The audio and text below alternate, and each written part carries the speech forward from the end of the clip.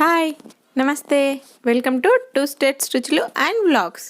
ఈ వీడియోలో మనం బయట కర్రీ ప్యాంట్స్లో దొరికేలాంటి క్యాబేజ్ 65 ఎలా చేయాలో చూద్దాం. ఇది మనకి అచ్చంగా బయట దొరికేలాగా క్రిస్పీగా టేస్టీగా ఉంటుందండి. సో స్టార్ట్ చేసేద్దామా. ముందుగా మనం క్యాబేజీని ఇలా సన్నగా పొడుగ్గా తరుక్కొని పక్కన పెట్టుకోవాలి. ఇలా చేస్తేనే మనకి క్రిస్పీగా ఉంటుందండి, మరీ లావుగా ఉండొద్దు, ఇలా సన్నగా ఉండాలి. ఇలా కట్ చేసి పెట్టుకున్న క్యాబేజీ ముక్కలలో మనం సరిపడా ఉప్పు, నేను ఇక్కడ 1/2 టీ స్పూన్ వేసుకున్నాను, 1/2 టీ స్పూన్ కారం, 1 టీ స్పూన్ అల్లం వెల్లుల్లి పేస్ట్ యాడ్ చేసుకోవాలి. ఇది ఫ్రెష్గా రుబ్బుకున్నదంటే టేస్ట్ అనేది బాగుంటుందండి, సో అలా ప్రిఫర్ చేయండి.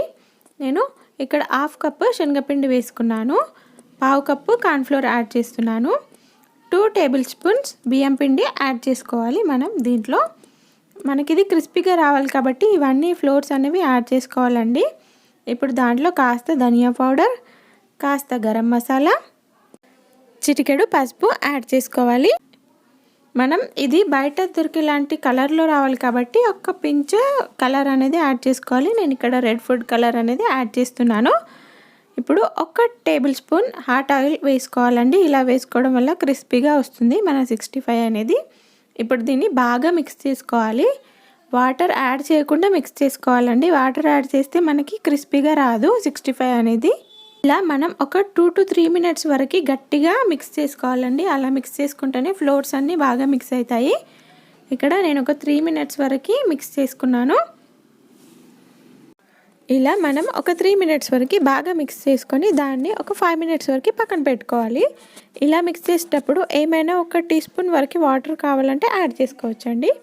ఇప్పుడు మనం ఆయిల్ని బాగా వేడి చేసుకోవాలి. ఆయిల్ అనేది చాలా వేడిగా ఉండాలి, అప్పుడే మనం ఈ 65ని ఆయిల్లో యాడ్ చేసుకోవాలి. ఇవి వేసేటప్పుడు ఆయిల్ అనేది వేడిగా ఉండాలి.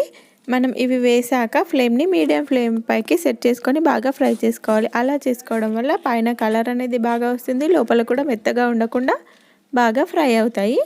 మనం మీడియం ఫ్లేమ్లోనే చేసుకోవాలి. హై ఫ్లేమ్లో పెడితే పైన కలర్ వచ్చేస్తుంది, లోపల మెత్తగా ఉండిపోతాయి. సో మీడియం ఫ్లేమ్ పైనే ఒక 10 మినిట్స్ వరకు బాగా ఫ్రై చేసుకోవాలి, అప్పుడే క్రిస్పీగా ఉంటాయి. ఇలా చేసుకున్న వాటిని టిష్యూ వేసిన పేపర్లోకి ట్రాన్స్ఫర్ చేసుకోవాలి. ఆయిల్ మొత్తం వెళ్ళిపోయాక మనం వీటిని సర్వ్ చేసుకోవాలండి. ఇవి అచ్చంగా మనకి బయట దొరికేలాంటి టేస్ట్లోనే అదే టెక్స్చర్తో ఉంటాయండి. ఇవి మనకి పప్పు ఆర్ సాంబార్ రైస్తో పర్ఫెక్ట్ చాయిస్ అండి. సో ఒకసారి ఇలా ట్రై చేసి చూడండి. ఈ వీడియో కనుక మీకు నచ్చినట్లయితే ప్లీజ్ సబ్స్క్రైబ్.